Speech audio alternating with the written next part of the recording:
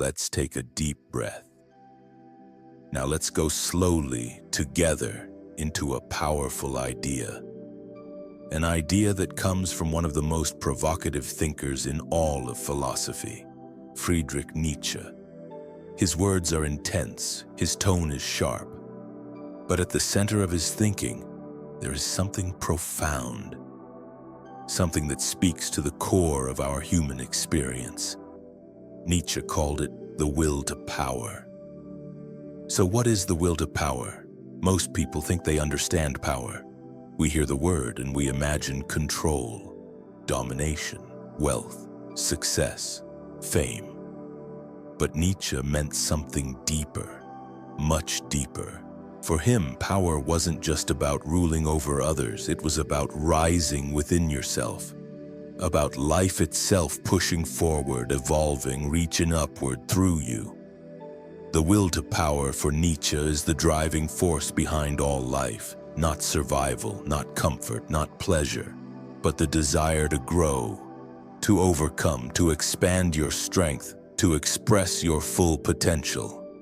In every tree that grows toward the sun, in every animal that adapts to its environment, in every human who dares to become more, Nietzsche sees this same force, the will to power.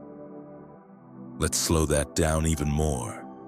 Imagine you are a seed buried underground. It's dark, it's cold, there is weight above you, but something in you stirs. A tiny push, a force that says, grow. You press upward not because it's easy, but because it's in your nature. You reach toward the light, break through the soil, and rise. That is the will to power. It's not aggression. It's not cruelty. It's the pulse of life saying, become. And this force lives in you, right now. Every time you feel the urge to improve yourself, every time you feel restless in a job that doesn't challenge you, every time you feel a longing to speak your truth, to break out of the roles others have placed on you, that's the will to power whispering inside. But here's the problem. Society teaches us to fear that force. We are taught to play small, to fit in, to be agreeable, to not stand out. We are rewarded for obedience, for staying in our lane. And so, the will to power doesn't go away. It gets buried. It becomes frustration, boredom, anxiety, depression. Because something in you knows you were meant for more. Nietzsche wants to awaken that force again, but to do that we must first understand where we've been deceived. He believed that traditional morality, especially in the West, was shaped not by strength but by weakness. That people who felt powerless created values that would protect them from the strong. They called humility a virtue. They called suffering sacred. They called self-denial a path to salvation, and they condemned anyone who pursued greatness as arrogant, dangerous, or evil. This, Nietzsche says, is a kind of revenge, a way for the weak to feel superior without changing themselves.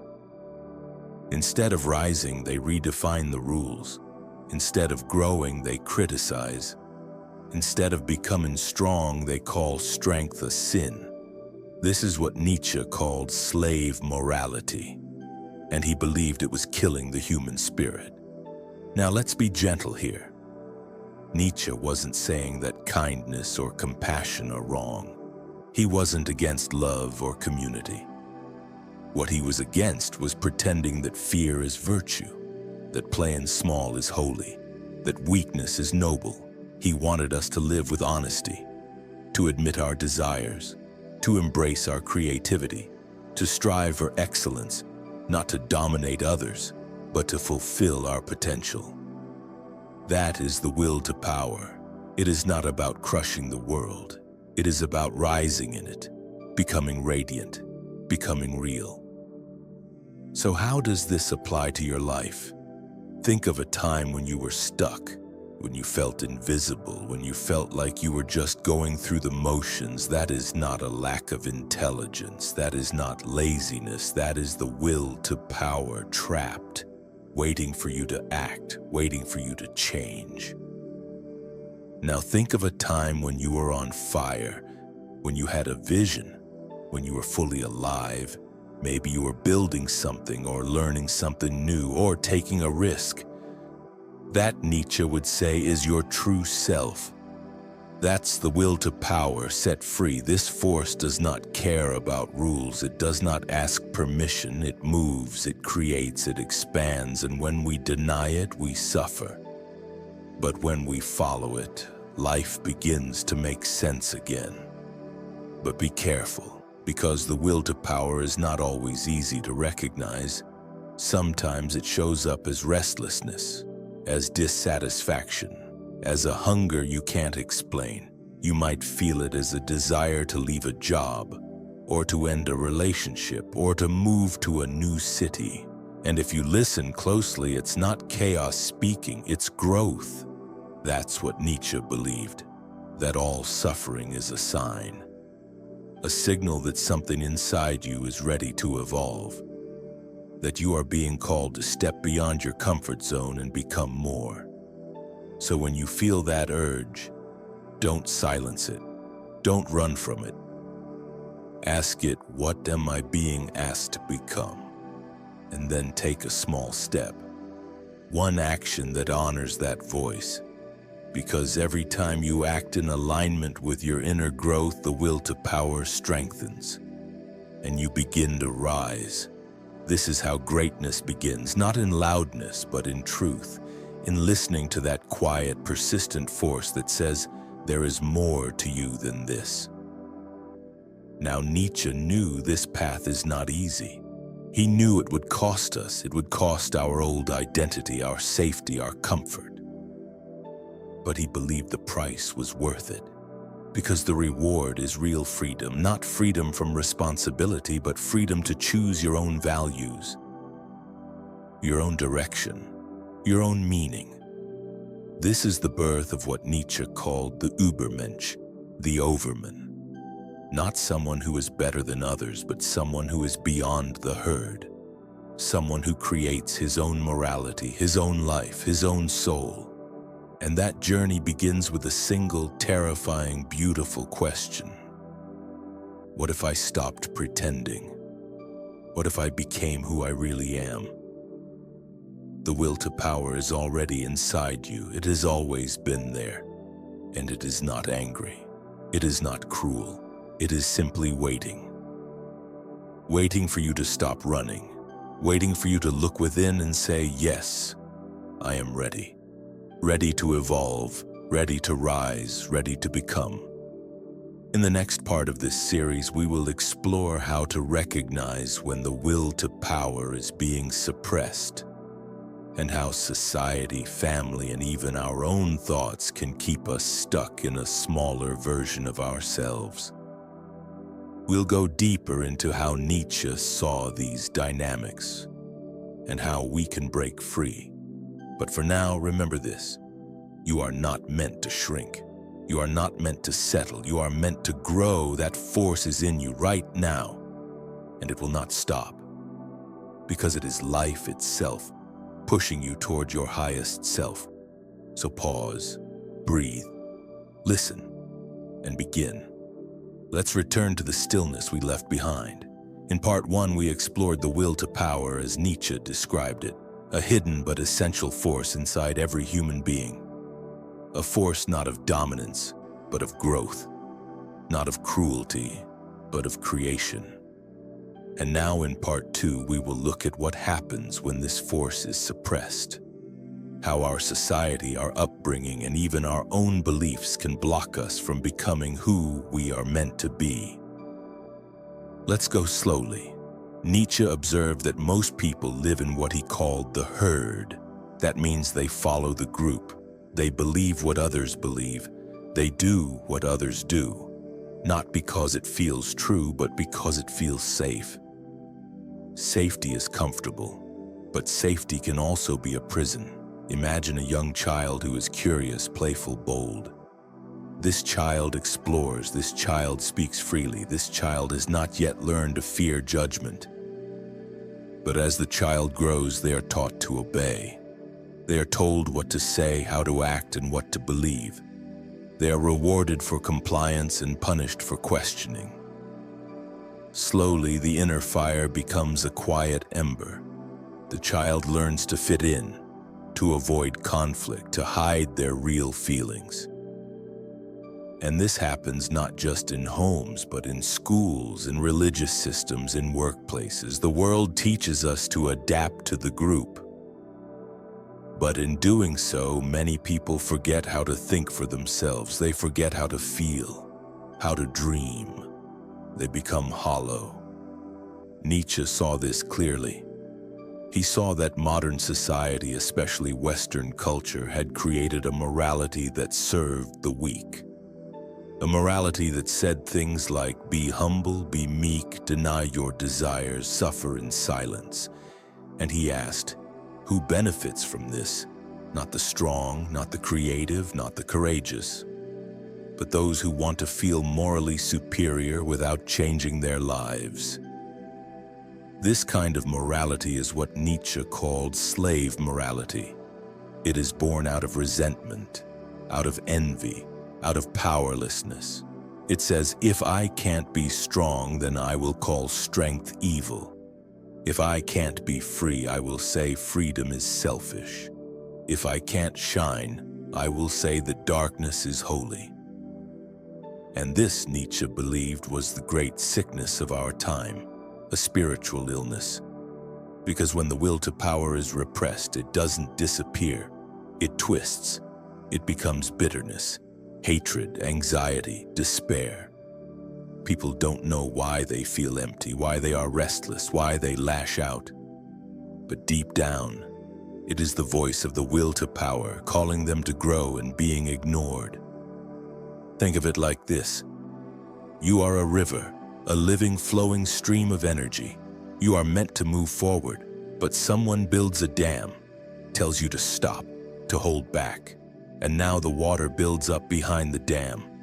Pressure rises. The water turns dark, still, and dangerous.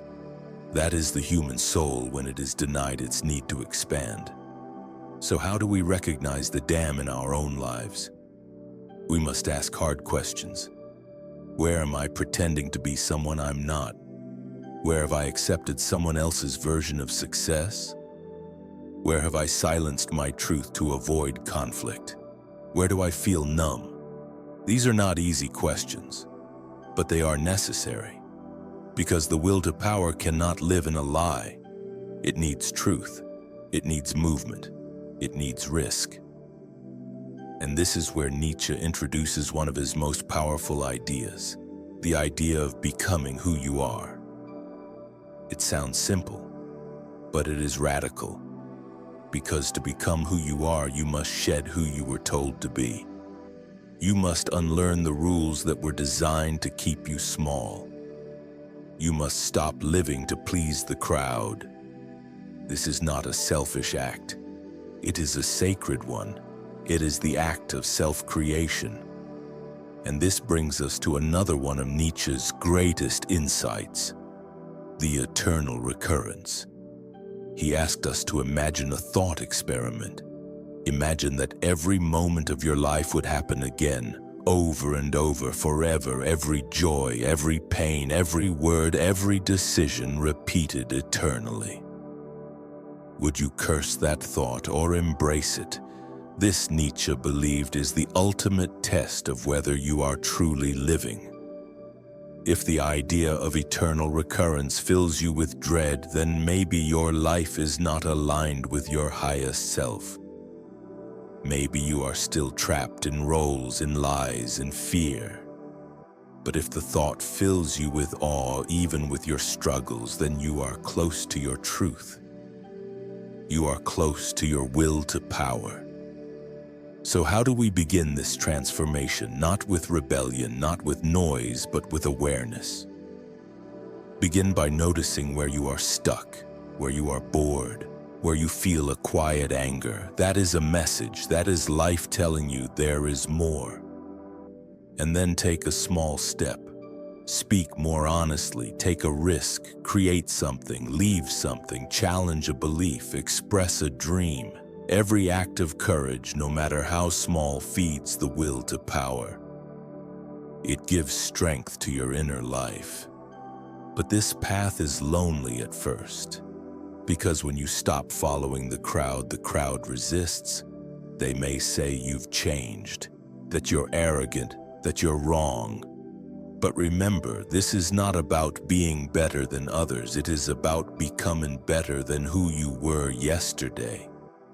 It is not about superiority. It is about authenticity. The will to power does not crave domination. It craves realization. It craves truth. You are not here to live someone else's story. You are here to write your own. And that is the message Nietzsche gives us, not to follow his ideas blindly, but to challenge ourselves, to question everything, to build values that serve life, not control it. The will to power does not crave domination. It craves realization. It craves truth. You are not here to live someone else's story.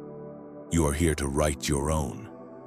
And that is the message Nietzsche gives us, not to follow his ideas blindly, but to challenge ourselves, to question everything, to build values that serve life, not control it.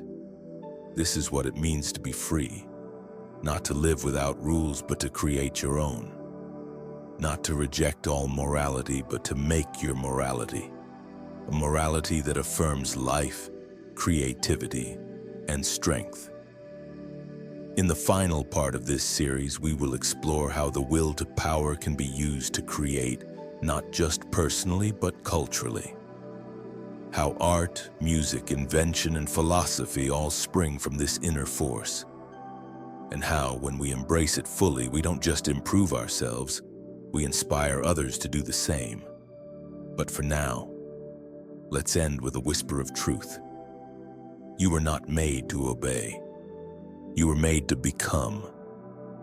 The will to power lives in you, and it is waiting, not for permission, but for you to say yes. Yes to truth. Yes to growth. Yes to becoming who you are. We begin again, gently with a breath.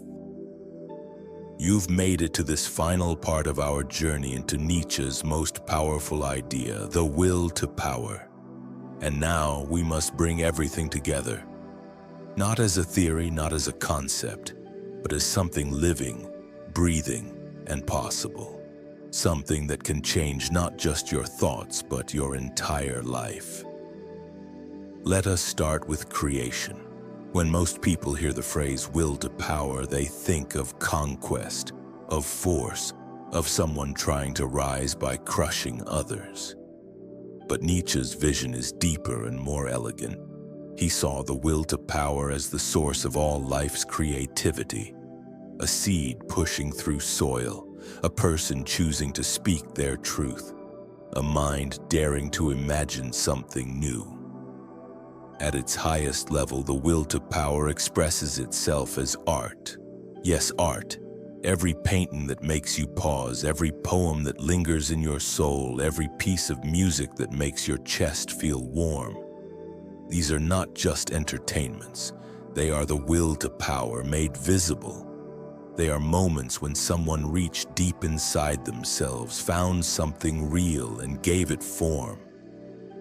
Why does this matter? Because this means that power is not about control, it is about creation. It is about finding something inside you that is so alive, so real that it must come out. It must be expressed. Whether that's through words or images or actions or silence, it doesn't matter. What matters is that it comes from the truest part of you. Nietzsche believed the greatest thing a person could become was not a saint, not a soldier, not even a philosopher, but a creator. He called this person the Übermensch, the Overman, or higher self. But don't be intimidated by the name. The Übermensch is not a superhero, it is not a perfect being. It is a person who has broken free from the herd. A person who no longer obeys old gods or outdated rules. Someone who has given birth to their own values, not to dominate others, but to serve life. You see, Nietzsche looked around at his society and saw a world filled with tired souls. People going through the motions, people numbed by comfort, people afraid to think, afraid to feel, afraid to live. And he said, we must become something more, not in arrogance, but in courage. The Übermensch is not better than others. They are more themselves, more honest, more awake, more willing to take the risk of becoming something new. And this brings us to a simple truth. There is no final version of you. You are always becoming. Each moment is a choice. Each breath is a path. You can stay where you are, safe, known, limited. Or you can grow, dangerous, uncertain, free. The will to power is always inside you. But only you can say yes to it. And that yes will cost you. It will cost you your comfort, it will cost you your illusions, it will cost you the identity you inherited from others, but in return, you gain something sacred, you gain yourself. Let's make this even clearer. Think about your daily life. What are the small moments when you feel most alive? When you're writing, building, moving, loving, thinking? Those moments are clues. That feeling of energy, of expansion, that's the will to power. It doesn't just show up in grand gestures, it shows up in simple acts of truth. When you speak honestly, when you say no with integrity, when you start something you're scared to finish, that's power.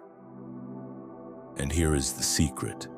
When you live from that place, others feel it. They sense your alignment. They see the light in your eyes, the strength in your silence, the depth in your being. And something in them awakens too.